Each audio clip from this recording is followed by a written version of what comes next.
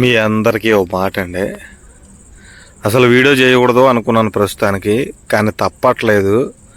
ఈ ఐటీడీపీకి సంబంధించినటువంటి కొంతమంది చిల్లరగాళ్ళు చిల్లర మాటలు మాట్లాడుకుంటా, సిగ్గులేని మాటలు మాట్లాడుకుంటా, కింద మీద అసలు ఏమీ ఆలోచించకుండా 4 రకాలు చూసి నిజాలేంటో తెలియకుండా ఈ ఐటీడీపీకి సంబంధించినటువంటి మన ఆంధ్రప్రదేశ్ రాష్ట్రంలో లేనటువంటి ఎక్కడో సప్త సముద్రాల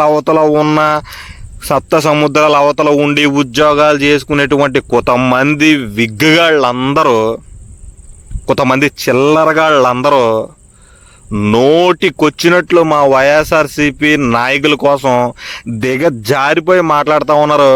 ఈ తెలుగుదేశం ఐటీడీపీకి సంబంధించినటువంటి సోషల్ మీడియా అవుట్ ఆఫ్ కంట్రీలో ఉన్న పేటీఎం గాళ్ళు తెలుగుదేశం పడేసే ఒక 2-3 బిస్కెట్లకి కక్కుర్తి పడి ఎంతకైనా దిగజారిపోయేటువంటి కొంతమంది విగ్గుగాళ్ళు కొంచెం కూడా సిగ్గు లజ్జ లేకుండా నోటుకు వచ్చినట్టు మాట్లాడుతూ ఉన్నారు.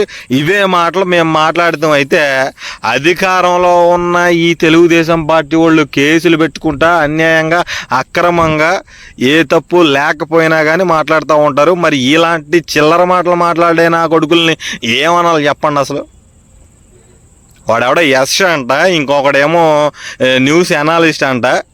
మీకు పైన వీడియో వేస్తున్నాను. ఇలాంటి చిల్లరగాళ్ళందరినీ డబ్బులు ఇచ్చి మేపుతా ఉంది ఈ టీడీపీ గవర్నమెంట్. ఎప్పటికప్పుడు నిజాలు తెలియకుండా బురద జల్లేసేసి నాయకుడికి ఏదో విధంగా తప్పు వేసేయాలి, నాయకుడిని ఏదో విధంగా లొంగదీసేయాలి అని అనుకుంటా నోటుకొచ్చినట్టు మాట్లాడుతూ ఉన్నాడు ఈ ఐటీడీపీకి సంబంధించినటువంటి తెలుగుదేశం కార్యకర్త అయినటువంటి, ఎక్కడో ఉద్యోగం చేసుకునే సిగ్గు లజ్జ లేనటువంటి ఒక పోరంబోకు ఈ విగ్గుగాడు. రొంకు కన్న కూతురికి తప్పులు వేస్తూ ఉన్నారు ఈ నా కొడుకులు. ఇయే తప్పులు మీ ఇంట్లో వాళ్ళ మీద అయితే మీరు ఊరుకుంటారా అని అడుగుతూ ఉన్నాం. ఇయే తప్పులు మీ నాయకులు మేము అంటే మీరు ఊరుకుంటారా అని అడుగుతూ ఉన్నాం. అధికారంలో ఉన్నాం కదా, ఏమైనా మాట్లాడచ్చు, ఏమైనా చేసేయచ్చు అనుకుంటే రేపు పొద్దున ఖచ్చితంగా మూల్యం చెల్లించుకోవాల్సి వస్తుంది. గుర్తుపెట్టుకోండి. రేపొద్దున ఖచ్చితంగా వడ్డీతో సహా తిరిగి ఇచ్చేయడానికి మా వైఎస్ఆర్సీపీ నాయకులైనా కార్యకర్తలైనా ప్రతి ఒక్కరూ సిద్ధంగా ఉన్నారని చెప్పి గుర్తుపెట్టుకోండి. అధికారం మదం చూసి మీ నోటుకొచ్చినట్టు మాట్లాడి మీ ఇష్టానుసారంగా మీరు ప్రవర్తించినట్లయితే ఖచ్చితంగా మూల్యం చెల్లించుకోవాల్సి ఉంటుంది. ఎక్కడున్నా కానీ తీసుకొస్తాం, ఎక్కడున్నా కానీ కాలర పట్టుకుని లాక్కొస్తాం. గుర్తుపెట్టుకోండి. మీ నోటుకు వచ్చినట్లు నిజాలు తెలుసుకోకుండా మాట్లాడితే గుర్తుపెట్టుకోండి, ఖచ్చితంగా మూల్యం చెల్లించాల్సి వస్తుంది. ఈరోజు అధికారంలో ఉన్నాం కదా, ఏమైనా మాట్లాడచ్చు, ఏమైనా చేయొచ్చు అని చెల్లిబాటు అయిపోద్ది అనుకుంటున్నారేమో. అధికారం ఎప్పుడు శాశ్వతం కాదు, అధికారం ఎప్పుడు ఉండదు.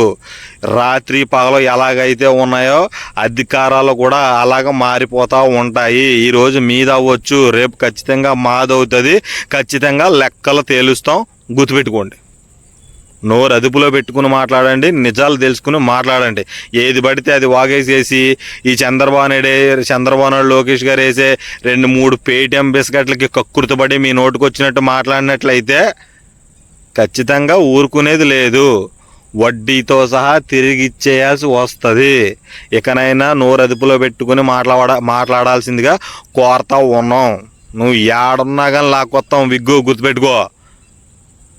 ఎవడికి నచ్చినట్టు ఆడు మాట్లాడుతూ ఉన్నాడు. ఏ మాటలు మీ నాయకులు అంటమైతే ఎపాటికి కేసులు, ఎపాటికి పొలవమని ఇళ్ల మీదకి వచ్చేయటాలు ఇవన్నీ జరిగేటం అన్నమాట.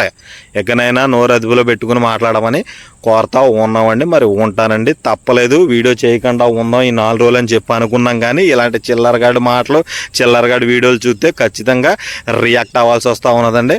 ఉంటానండి.